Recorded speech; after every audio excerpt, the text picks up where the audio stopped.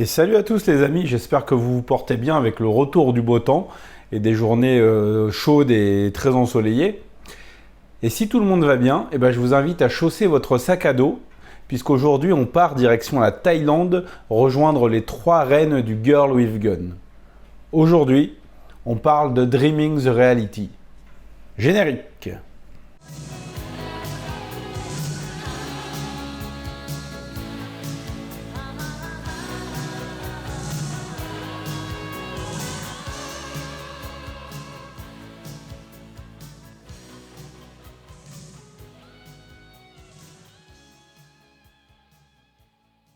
Le film suit l'histoire de 2 tueuses à gages impitoyables, incarnées par Moon Lee et Yukari Oshima, formées dès l'enfance par un parrain du crime, quant à lui campé par Eddie Ko.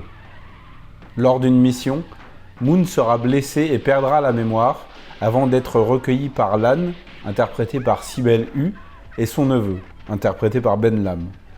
Bien évidemment, elle sera rattrapée par son passé.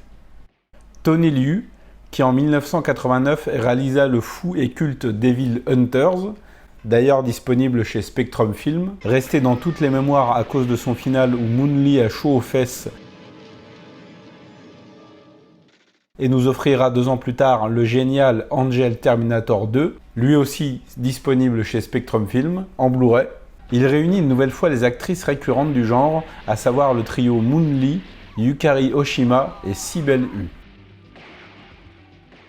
Les belles seront rejointes au casting par Ben Lam et Eddie Ko et s'en donneront à cœur joie, particulièrement Sibel Hu, qui campe une nana complètement badass et à la limite de l'hystérie.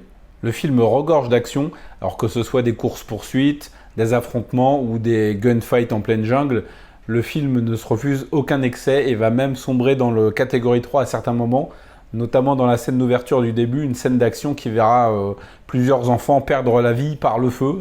Déjà, on va dans le truc un petit peu hardcore. Mais on pourra noter que quand même, le métrage restera globalement violent, certes, mais assez soft si on doit le comparer au sadique Devil Hunters, par exemple.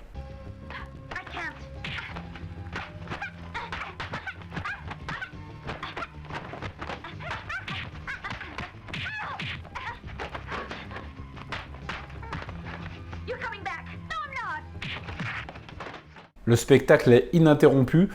Je trouve par contre que l'arc narratif Sibel Hu Ben Lam prendrait peut-être un petit peu trop de place par rapport à l'histoire de Moon Lee et Yukari. 5 ou 10 minutes en moins, bon, ça aurait peut-être pas été de trop en fait. 10 minutes en moins, de trop, ouais, vous avez compris.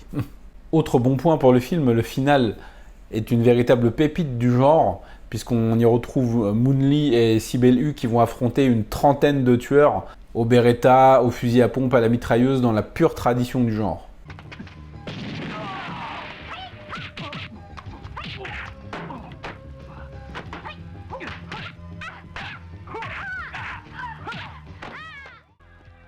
Le film est hyper nerveux dans son montage, parfois un peu trop.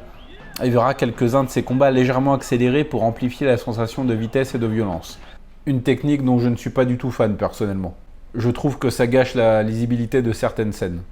Je trouve aussi que le personnage de Moon Lee est beaucoup plus développé que celui de Yukari Oshima, qui au final ne restera qu'une tueuse sanguinaire et implacable et froide, au contraire de Moon Lee qui va peu à peu vivre une rédemption et redevenir en partie humaine, si je puis dire.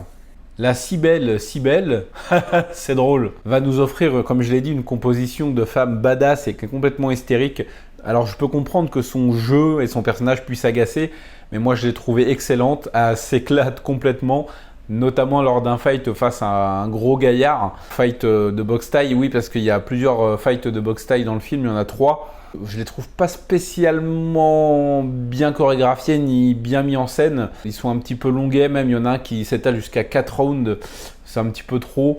Mais ça nous permet d'apprécier le Ben Lam, qui est quand même un très très bon artiste martial et qui, je trouve, est très charismatique dans ce film. Eddie Ko, lui, c'est une caricature de parrain de la mafia impitoyable et sans émotion. Bref, il fait pas grand chose, il est juste stoïque et sans pitié. Mais c'est Ediko, voilà, c'est une gueule qu'on a l'habitude de voir dans les films hongkongais et sa présence ajoute un plus au métrage. D'ailleurs, il faut noter que le final, même s'il est ultra violent donc, et dans la pure tradition du genre Heroic Blood Shield, va se conclure d'une manière que je trouve plutôt intéressante. Je ne vous en dis pas plus pour ne pas spoiler. Pour moi, Dreaming the Reality est un très bon Girl with Gun, même si d'autres films le dépassent, de par une réalisation peut-être un peu plus maîtrisée et par des scènes d'action également plus maîtrisées et qui n'abusent pas de la technique dont j'ai parlé, c'est-à-dire d'accélérer certains mouvements pour amplifier les coups et la violence.